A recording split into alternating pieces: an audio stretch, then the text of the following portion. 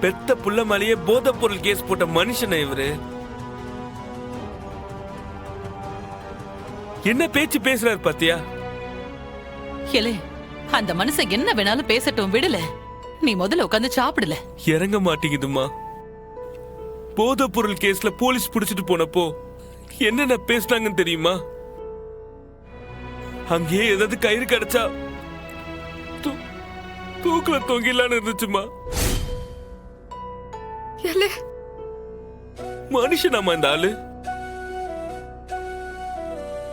செய்யறத செஞ்சுட்டு என்ன பேச்சு பேசுறாரு பாத்தீங்களா? எனக்கு வேண்டாமா. இதுக்கு மேலயும் இந்த ஆளோட காசுல நான் இருந்தேனா எனக்கு தன்மானமே இல்லைன்னு அர்த்தம். ஏலே,